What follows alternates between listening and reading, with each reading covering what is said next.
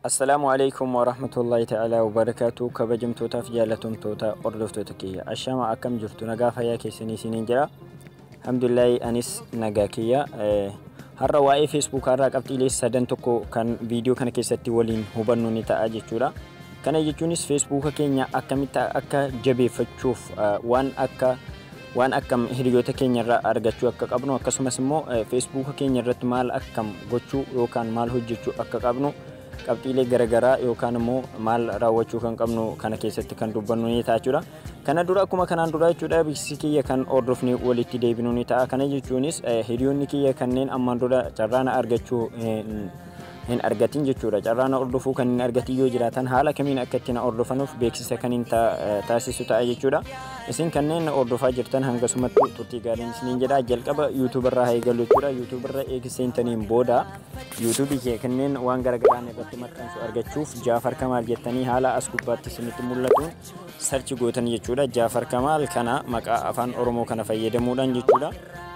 Sana booda YouTube kiyya bifa kanaan eeganni isinii ba'e profaayilii isaarra tuquudhaan jechuudha. Achi booda barreeffama as gaditti subscribe jedhu kanarra ni tuqxan jechuudha. Kanneen ammaan dura subscribe hin goone yoo jiraatan barreeffamni diimaan kun haala kanaan isiniif ba'a. Subscribe ishee jettu kanarra tuquun akkasumas xinnoo ishee as dabruudhaan mallattoo notifiikeeshinii gurraatti kanarra tuqxanii eegasiin akkas taatee jechuudha akkasitti dhiistan. Kana taasisuun keessan akka wanti an isiniif dabarsu kallattiin isin bira ga'u kan isiniif taasistudha jechuudha.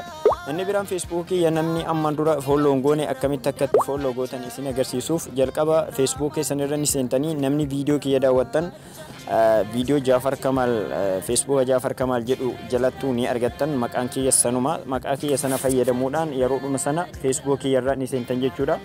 Kanneen maqaa Facebook kiyya barbaadanis yoo jiraattan maqaa YouTube kiyyaatiin kan wal fakkaatu Jaafar Kamaal kan jedhu kana jechuudha. Yookaan kan viidiyoo garagaraa jalatti argattanudha jechuudha. Maqaan Facebook ni Jaafar Kamaal jedhu kan baay'atee jiru akka isinitti mul'atu garuu Facebook ni kiyya isa kan akka ta'e hubattan jechuudha. Mee profaayilii isaarra ni tuqna jechuudha. Facebook ni kiyya eega haala kanaan isiniif ba'e jechuudha. Maal gochuudha qabdan eega bifa kanaan isiniif ba'e follow isii jettu kanarra ni tuqtan jechuudha. Maaliif add friend yoo na gaafattan add friend yeroo isin na gaafattan isin jalaa qabuu hin danda'u sababa friendiin kiyya guutee jiruuf isarra ni tuqtan jechuudha. Sana booda as gadi dabruudhaan see first kan jettu kanarra ni tuqtan. Inni biraan Facebookuma kiyya kana jala xinnoo gada deemuun YouTube keessa ta'e akkasumas immoo Instagram kiyya akkasumas Twitter kiyya as jala argachuu ni dandeessani. YouTube kiyya osoo searching godhin argachuudhaaf barreeffama Jaafar Tuubee jettu kanarra tuqnaan kallattiin gara YouTube kiyyaatti isin dabarsaa. Yeroodhuma sana waan barbaadan daawwattanii subscribe gootanis na hordofuu ni dandeessu jechuudha. Har'a mee waa'ee Facebookaa yeroo jennu waa'ee Facebookaa irratti wanti isin hubachuu qabdan akka Facebookni keessan hin gubanne yookaan isin dura gubachuuf sababa hin taaneef maal akka gochuu qabdan isin agarsiisa.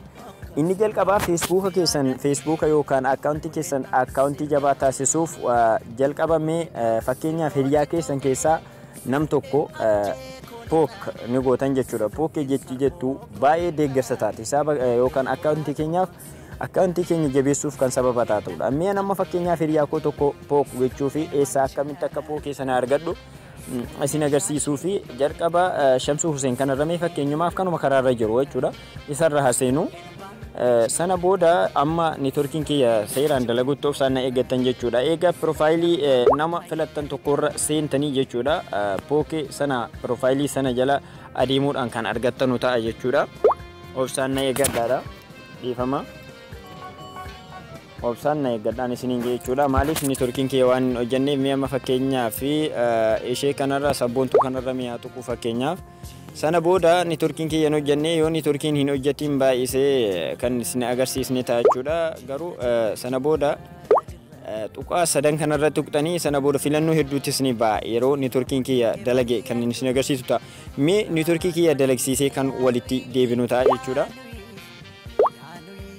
Amma networking kiyya dalagsiifadhee jechuudha. Profaayilii nam tokkorra yeroo seentan pook hiriyaa keessan gochuudhaaf yookaan akkaawuntii isaa akka inni jabaatu deeggaruudhaaf tuqaa sadan kanarra ni tuqxan jechuudha. Fakkeenyaaf pook na gochuuf sana booda pook kan jettu kanarra ni tuqxan. Isheen kun maal jechuudha garuu akka nama dhimma tokko namarraa qabuuf eessa jirta jechuuf kan mallatteessitudha. Garuu kana qofa miti, baay'ee hisaaba akkaawuntii keenyaaf baay'ee kan deeggarsa taatudha jechuudha. Pookisii jettu kana gootan. Hiriyaan keessan tokko pookisiin goonaanis pooki yeroo ni jedhe pooki gootaniisnis itti deebisuu ni dandeessan. Yoo itti deebisuu baattanis uumaatu miti. Garuu kun waan biraasin itti hin fakkaatin. Fakkeenyaaf namni dhimma walirraa qabus ishee kana fayyadamuudhaan wal barbaaduu Facebook keessatti ni danda'a. Fakkeenyaaf namni dhimma narraa qabu ishee kana yoo natti erge namichi sun akka fedhii narraa qabu yookaan akka dhimma narraa qabu hubadhee anis dhaqee gara messengeraatiin maal akka barbaadu gaafachuu ni danda'a. Kana qofa miti, isheen akkaawuntii Facebook keenyaallee kan baay'istee nu deeggartudha jechuudha, akka dhaabbatni Facebook himutti jechuudha. Inni biraanoo Facebookni keenya immoo akka hin gubanne taasisuuf maal gochuudha qabna? Inni jalqabaa lakkoofsaan yoo mobaayila keenya banannis ta'e emailiinis ta'e dhokfachuu jechuudha. Kana dhokfachuufis jalqaba profaayila kiyyarraa haaseenu haala kamiin akka itti seentan dhokfattan isin agarsiisuuf jechuudha. Sana boodaan Facebook kiyyarraa nan seena jechuudha isin agarsiisuuf. Achi booda about ni seena jechuudha. About jala seenna as about kan jettu kanarra ni seentan jechuudha. Yoo lakkoofsaan banattan lakkoofsa san dhokfachuuf, yoo akkasumas emailiin banattan emailii keessan dhokfachuuf. Sana booda barreeffama kan more about kan jettu kanarra tuqxan jechuudha. Achi booda of sana eeggadhaadha. Xinnoon turkiin kiyya baay'ee waan hojjanneef jechuudha, dadhabaadha. Jechuun karaa gabaabaadhaan lakkoofsa akka itti dhokfattan baay'een keessan ni beektan. Lakkoofsa keessan dhokfachuu as gadi adeemuudhaan waan ittiin Facebook keessan banattan yoo emailii ta'e emailiin isas jira editifee jettu kanarra tuquudhaan dhokfachuu ni dandeessan jechuudha. Inni biraan bara dhaloota keessaniiti. Baay'isee karaa kanaan kan gumamuudha Facebookni. Ijoollee Oromoo hubadhaa jechuudha. Karaan kun baay'isee kan Facebook namarraa hokkaruudha jechuudha. An Facebook kiyya haala salphaatti namni dandeettii qabu jechuudha. Bara kana fayyadamuudhaan Facebook kiyya kana fudhachuu ni danda'a. Dhokfachuudha jechuudha. Kana akka namni kamuu hin argine taasisuu dandeessan. Januaarii 1 bara 1998 kan jettu kana dhokfachuu yookaan bara guyyaa gaafa Facebook kan keessan banattan baratu guutamame bara dhaloota keessanii akkasumas guyyaa fi ji'a isaa ni guutu guyyaa sana dhokfachuu. Dhokfachuudhaaf abautuma jalatti argattan jechuudha. Editisee jettu kanarra ni tuqxan jechuudha.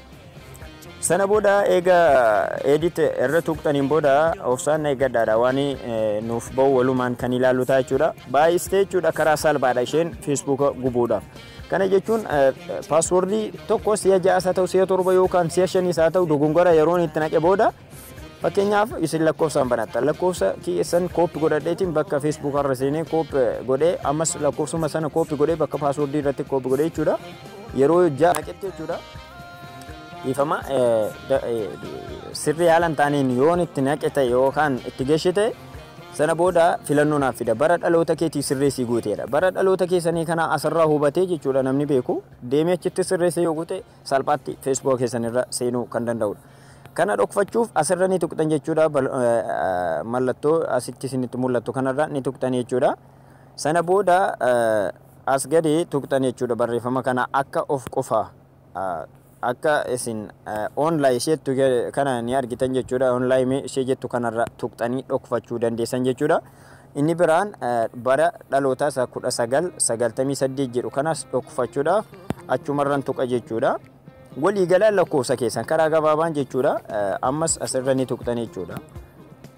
Lakkoofsa keessanis ta'ee bara dhaloota keessanii dhokfachuu akkasumas immoo isin hiriyoota keessaniif deeggarsa ta'uuf Facebook hiriyaa keessanii tokko gochuun deeggarsa Facebook kan keessanii kan ta'udha jechuudha. Karaa gabaabaa akkasitti online isii jettu kanarra gootan akka namni kamuu hin argine taasisuudhaaf jechuudha. Kabajamtootaaf jaallatamtoota ijoollee Oromoo tarii viidiyoon kiyyarraa kun isiniif hiifa jechuudha. Inshaallah irraa fayyadamtan jedheetis abdiidhaan qaba. Fuuldurattis immoo viidiyoo garaagaraatiin kan walitti deebinu ta'a.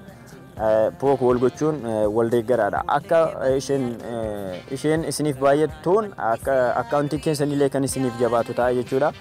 Waan biraa dhimma biraa isinitti hin fakkaatin pook hiriyaa keessan gochuudhaaf tuqaa 3 as jala jirtu fayyadamuudhaan jechuudha.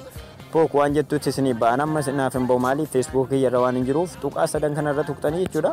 Sana booda as keessatti isiniif ba'a pook kan jedhu jechuudha. Haala kanaan akkaawuntii hiriyaa keessanii tokko deeggarsa taasifachuu ni dandeessan. Inni biraan lakkoofsa keessan dhokfachuu bara dhalootaa kan guyyaa gaafa akkaawuntii keessan banattanuu sana dhoksuun Facebook kan keessan eeggachuu kan dandeessanudha. فيديون كي هاراتيس كان رتي كنتم مرورا. السلام عليكم ورحمة الله تعالى وبركاته.